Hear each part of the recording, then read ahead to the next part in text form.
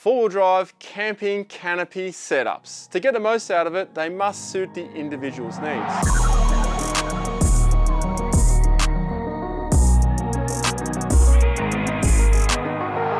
Before throwing money at one for a fit out or the canopy itself, stop. Don't limit yourself to other people's ideas. Watch this video. Even the experts get this wrong. How? No one understands truly your needs except for you. Do's, don'ts, mistakes to avoid, which type of canopy suits you, costs and GVM blowouts. Here are the 5 big mistakes that I see people do. Mistake number 1, fitting absolutely everything to it. You want the full Tourer package. Fridge slides, fridges, dividers, drawers, water tanks, rooftop tent, 2 spares hanging off the back. If you put all that on a normal, standard, dual cab ute, it is going to behave really badly. It's actually going to blow the GVM out of the water. The only way to do this proper is to do an extended chassis. You are talking big dollars now. This has been stretched by 300 mil, which brings the axle further back. That means that not too much is going to hang over the back. Once this has a GVM upgrade, this is the optimum scenario for a massive big canopy with all the fruit in it. This one here, on the other hand, you can still put a canopy on it because it has a GVM upgrade. However, it's going to be hanging over the rear axle. It's not going to drive as well as this one. Above all, it is impossible to put all that stuff in and stay under GVM. No way possible, even with a decent GVM upgrade. That said, you can keep this lighter, just don't put as much stuff in this one as you would on that one. Hence why I just have a ute now with a spares box on it. Very simple setup. I did have a canopy before, so I know exactly what a lot of people are going through and how far they are over GVM. Even a simple setup on mine used to weigh 4.2 ton, the whole vehicle. Hey, GVM blowout here. Insane. Sure, you can do it, but you need to compromise and sacrifice a lot of items and a lot of weight. You gotta be smart about this. I have some really good pointers later in this video to help you guys achieve this. Mistake number 2, being sold the idea that you need the full setup. These could be called the deluxe setup, the all-in-one setup. What I'm meaning here is a canopy with fixed drawers, fixed dividers, everything is in its fixed place. If you don't fully understand and you've never experienced camping or living out of a canopy before, you don't actually know what you are compromising. It's always best to choose your own compromises rather than someone else who doesn't really know you that well and doesn't really understand your needs to make the choice for you. Here is the most common mistake that people make.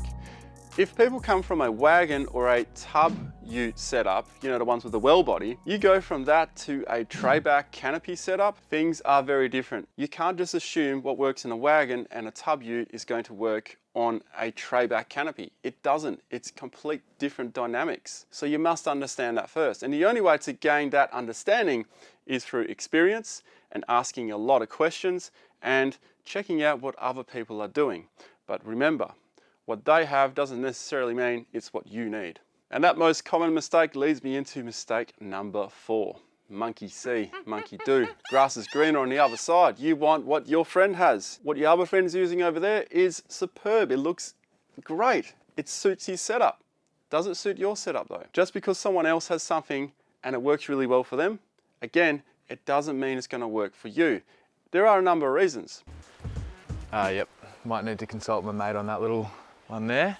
Because you're putting your own things in and you're getting ideas from others, you've really got to be careful and you really got to plan it out and you really got to understand it. So the best way to get around all this, ask them, what did they like about this? Why did they get it? What were the other alternatives that they looked at and why didn't they go with the other alternatives? Is there a better option out there? How did they wish it was? What would they like to change in their setup? Those are the questions you need to ask because you will learn so much.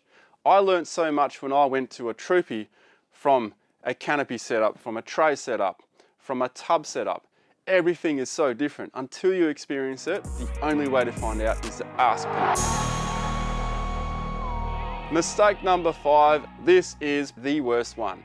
Not keeping an eye on what everything weighs. And it's not just for canopies, it's for everything. You got to keep an eye on what it weighs. So know what your tray, your canopy, and all the bits you put in it. You'll be surprised how much a fridge slide weighs. We'll talk about that one a bit later. Everything you put in that vehicle, you need to calculate. Why? JVM's one, but even more importantly, weight distribution. For example, you want to put a fridge in a vehicle, you need to offset that weight to another corner so that it's evenly spaced. You're never going to get it 100%, but try and get it as close as you can. If you put a rooftop tent on it, weight on top is weight on top. It doesn't matter what you do, you can't offset weight on top, despite what other people might tell you. Some people might say, you got 90 kilos up there, put 90 kilos down low. It doesn't work that way. 90 kilos up there is 90 kilos up there. You are changing the center of gravity. The center of gravity is always going to change no matter what you do. The only way to offset a 90 kilo rooftop tent is to fill your tires with 90 kilos of lead. Now you have offset it to the best possible angle or whatever you want to call it. Weight distribution, mainly left to right, front to back. That's what you need to factor in. A fully loaded canopy with 2 spare wheels hanging off the back and a tent on the roof. It is not a rough, tough track explorer vehicle. Canopies are set up so different. However, there are some common aspects. For example, the big fully fledged tourer, the one that's heavy, the JVM breaker. More costly, very heavy. It is set up for one purpose, touring. Next is the adaptable. Boxes in, boxes out. Yes, maybe there are a couple of fixed drawers in there. There's a fixed fridge, perhaps. Maybe there's fixed power, maybe there's not. But the general aspect of this is stuff goes in, stuff goes out. It's adaptable, it's changeable. Great for people who work, but also love camping. Camping boxes, work boxes. Following a similar principle, we have the sleeper. Storage area and also sleeping area. You sleep in here. We sleep in here. You remove all the boxes out, there's your mattress, you hop in and you go to bed. Some even take it further, like this 200 series, pulls out the whole bed and now has a queen size bed inside the canopy. That's pretty clever. There are so many different things you can do with canopies. There's also the half canopy and the quarter canopy, mainly relying on the tray for extra storage, but things you want to keep out of the weather, for example, electrical stuff, fridges, clothes, maybe camping gear, and secure inside that canopy. But if you want a fully fledged tourer, you're going to lose out in the outside space. Things to consider. Internal fit outs. Often people wonder what they should do. Just because you have an aluminium canopy doesn't mean you have to fit it out with aluminium. Let's break each item down. Aluminium, you will need to get it CAD drawn, pressed, bent, laser cut. It can take time. If you're waiting for your canopy anyway, it's all good. You got time. Composite plastic, difficult to find someone to use it, but it has some advantages over plywood. For example, it doesn't swell when it gets wet. Plywood, marine ply in particular, you could do DIY with that yourself. And I've seen some amazing stuff on Modified in all different kinds of builds. If you want a professional carpenter, they can make you some pretty sweet stuff as well. On top of that, you can combine materials. Just to give you one idea, because this is probably your only really good idea out there, take my Troopy pull-out kitchen. It has a wooden table that doesn't use drawer runners. The aluminium is bent and folded and the tabletop sits inside it. You can save on a lot of weight and you've just increased the versatility. You got a table you can pull out any time. Think about that. If you do an aluminium table, you are going to need runners and it's going to add a lot of weight. I've been there before, don't do it. It adds too much weight. Yes, I totally understand it depends on the thickness of material you use and the way it's done will change the weights of how to do things. But strength for strength, those materials will weigh the same. Where do you place the water? Where is the ideal spot? There's no canopy on this ute, so it's easy for me to show because the worst place to put your water is up high inside a canopy. The best place, underneath the tray, as low as you can get it. Many people have a drawer at the back. Now some of these guys have a drawer that goes all the way, so they have a really deep drawer. I suggest sacrificing the length of it. My drawer ends in here and my water tank starts from here. That is a water tank. And it's more or less centered to the axle, which is the best spot. And the headboard's right here as well. It's in the best spot possible. The saying goes, don't put all your eggs in one basket. That is a very valid saying, so you should always carry more containers, which I generally do myself. However, it's very unlikely for a stainless steel tank to spring a leak.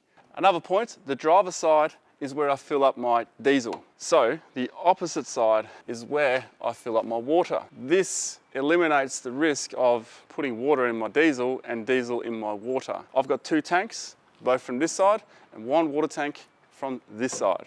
I can fill this with gravity. I can use a hose, I can use a bucket, I can use a jerry can. Obviously, having a funnel will make this a bit easier. Some systems rely on pressure, which means you can only fill it from a tap with good pressure.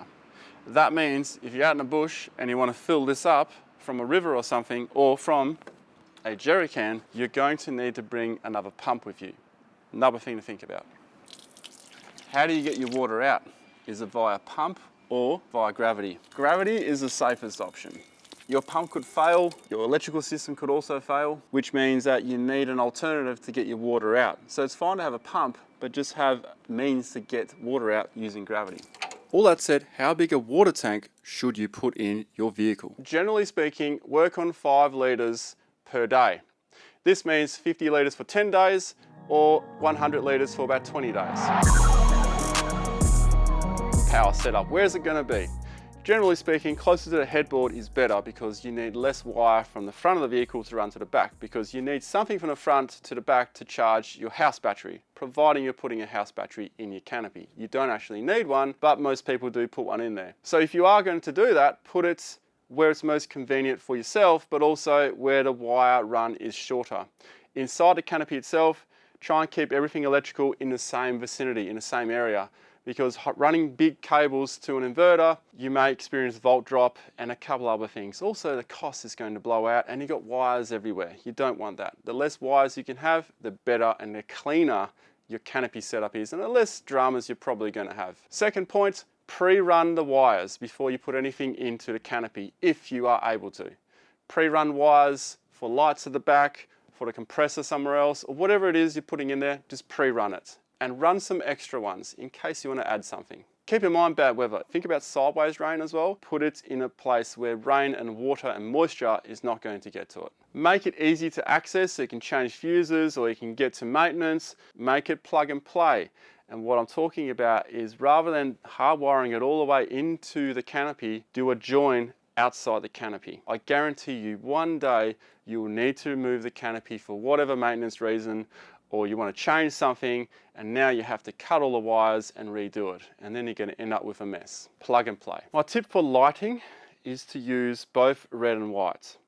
Red keeps the bugs away. If you have white light inside your canopy and you're around camp, it's going to fill up with bugs. Trust me, I've been there many, many times. Red light reduces it. Doesn't eliminate it, reduces it. And if you don't like red and white light, at least go orange. It's going to maybe halve the amount of bugs that the cooking setup out of your canopy.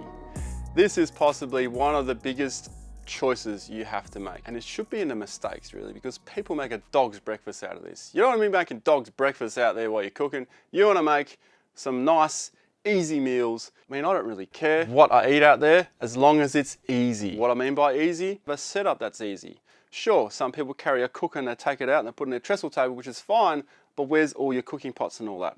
That's what you got to think about. Utensils, cooking pots, food. Where is it? You don't want some on this side, some on the other side. Some people don't like to pull the cooker out. They like the convenience of pulling out a drawer or a full kitchen and then they cook. That is going to add a lot of weight. If that's you, you really need to put your compromises elsewhere. A cooker and a trestle table weighs far less than the pull-out full kitchen. I'm not saying don't do the full pull-out thing, but you really got to think about it. Lightweight, as light as you can. How many pots are you going to bring? Measure the pots. Fit it in a drawer. Dedicated place. Dedicated box. Many blokes I know struggle to get their missus out camping. And there are also some ladies I know that struggle to get their men out camping. If it's too hard to find things and reach things and set up a cooker and a trestle table, if it's easy for you to cook a meal, she's going to enjoy the experience much more and you're going to get her out there a lot more. Those are things you need to think about. The table needs to be the first thing out and the last thing in. Why? Because generally speaking, you want to get the table out to put things on it. Table goes in last because otherwise you could put everything on the ground. First out, last in. There are other table options. You could use your drawers as a table. Then there's also the smart table, like the one that I use, which is underneath my roof rack. Yeah, you got to climb up and get it, but it's not in the way. It's always up there, never going to forget it. Here are some good weight-saving tips, and that is eliminating some heavy items. And you'll be surprised how heavy things are. The spare tire, not the main spare, but the second spare. Many people carry a second spare. Unless you are proper remote touring traveling, you don't need your second spare. Ditch that and you just saved 60 kilos. You don't tow, you're never going to tow, you don't have wiring to tow, remove your tow bar. It's going to lighten up the load. It's going to allow you to have maybe a couple of extra things in there. What about fridge slides and fridges? Let me tell you something that you're probably not aware of. A fridge slide weighs at least as much as the fridge itself, sometimes more. You'll be surprised. They are so heavy. They're so heavy. What do you do? I mean, you got a canopy, it's up high. How do you get the fridge down? Well, the alternative is compromise here. You bring a step. You bring a plastic step, you step up, you get into your fridge. The other way of doing it is to go for a tilt slide. They weigh, I think, less than half of what a drop-down slide weighs. It comes out a bit and then it tilts. You can get to it. Or, why not change to an upright fridge? They weigh less. Yes, they stack different. You don't need a fridge slide. You don't need a tilt slide. And they are generally lighter than a chest fridge freezer. Upright fridge is the way to go if you want to save weight for a canopy. If you don't like the upright fridge, go for a step if you need to save weight. Some people carry 2 fridges in their canopy. Not only does it add extra weight, but when you consider the fact that you need to have 2 compressors now because you've got 2 fridges, that adds weight, but it also draws more power. If you draw more power, maybe now you need to increase your battery capacity, which then means you need another battery. Adds cost, adds weight. We're trying to get things light here. So instead of going 2 40-litre fridges, go 1 80-litre fridge. You only have the 1 compressor, draw less power. Cut it down. More on heavy stuff, drawers. If you have a full drawer setup, do you need the drawers? You can alternatively use plastic tubs, plastic boxes. For example, you use the canopy for work as well as play. You put in your work boxes, interchangeable, adaptable. Also, you are not restricted. And best of all, you're going to save on weight. I'm not saying go completely away from nice looking drawer systems that's going to help you keep organized. Maybe just go with what you need. You have your permanent stuff that stays in there, and then you have your interchangeable stuff, which also allows you to carry bigger, bulky stuff. Say you want to bring a mate on a trip with you, and you have a rooftop tent. He wants to bring a swag. Well, now you can possibly fit a swag in there. If you stack the whole thing with drawers, you can't. So keep it adaptable, which also keeps it lightweight. Another way to save on weight when it comes to power is battery choice. If you can afford lithium, it's going to save you about 16 kilos per battery. Those are my main things that you can eliminate from your canopy setup. I would like to know what you would want to add that is substantial in weight. Hopefully I haven't scared you too much with the whole weight thing, but maybe a smaller canopy suits your needs even better. Have you ever wondered about bar work? Check that video out. There are many things that people don't know and understand. Likewise with the snorkel video. Do you know what a bung is on the bottom of your airbox?